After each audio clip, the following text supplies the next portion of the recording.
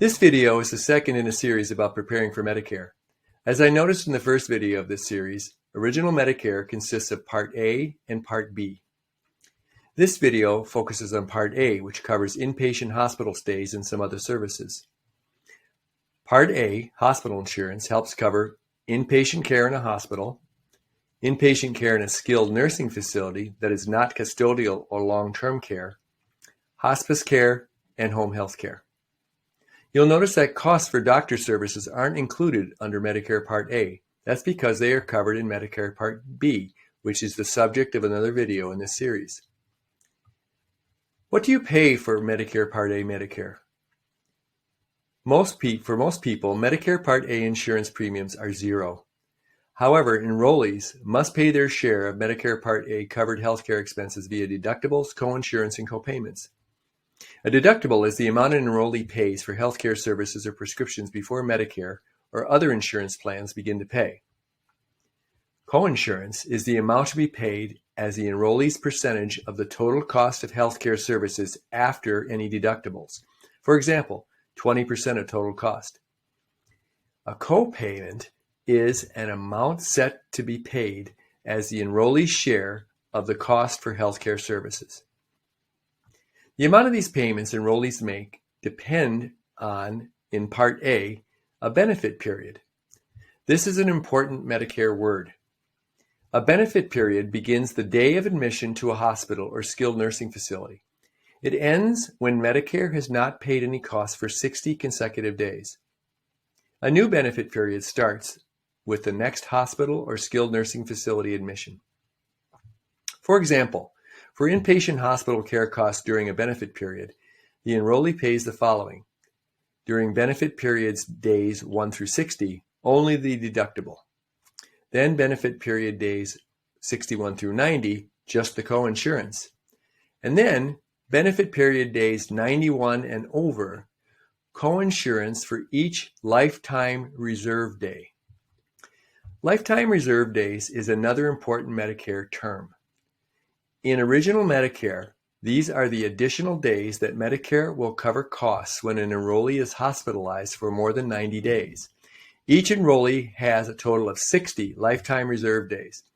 Medicare pays all covered costs except for a daily coinsurance for each lifetime reserve day. As I said before, Medicare Part A covers inpatient care in a hospital or skilled nursing facility, hospice care, and home health care. First, let's look at what's covered by Medicare Part A for inpatient care in a hospital. Once admitted to the hospital as an inpatient, Medicare covers a semi-private room, meals, general nursing, medications while in the hospital, and other services and supplies. Costs not covered unless deemed medically necessary are private nursing, television, phone, or internet access, personal care items like deodorant or slipper socks, or a private room. Again, we're talking here about inpatient care in a hospital. In Medicare, the difference between inpatient and outpatient is important to understand. It might seem obvious that a person receiving healthcare services in a hospital is an inpatient. That's not always the case. It's a critical distinction because Medicare pays inpatient and outpatient costs differently. An inpatient is defined as someone who is officially admitted on a doctor's order.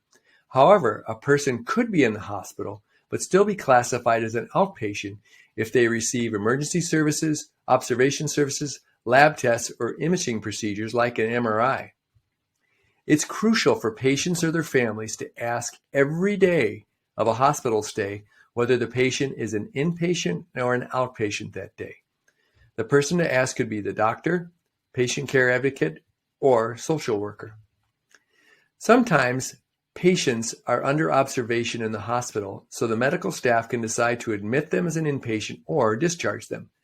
Those under observation should receive a Medicare outpatient observation notice.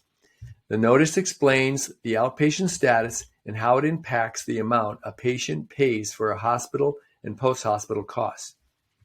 Next, let's talk about inpatient care in a skilled nursing facility.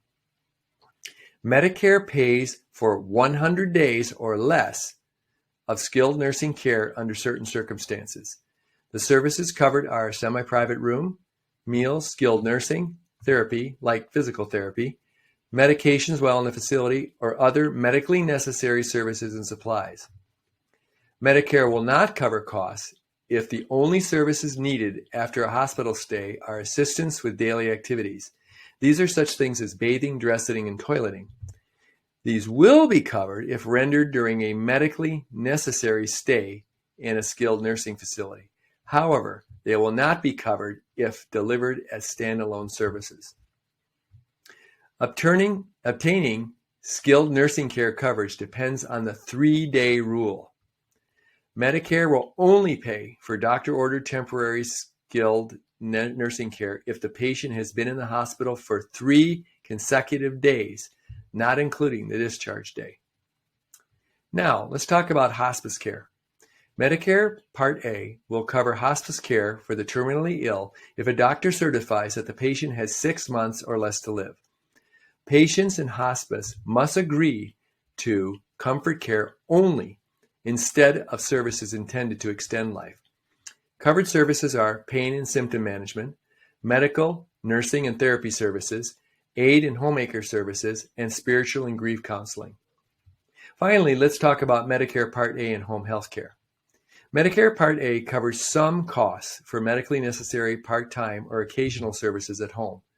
A doctor or healthcare professional must certify that the patient needs such home services. In addition, the services must be provided by a Medicare-approved agency. Part B Medicare also covers some home health care services. I cover that subject in my video from this series about Part B. Covered services under Part A are nursing care, therapy, for example, physical therapy, part-time aids, durable medical equipment like a hospital bed, and medical supplies. Medicare home care coverage does not apply to full-time 24-hour care, meal delivery, household services not related to the care plan like cleaning or laundry, and help with daily activities like bathing, dressing, etc., not related to the care plan if that's the only care that's needed. More information on home health care services can be found by Googling the Medicare publication, Medicare and Home Health Care.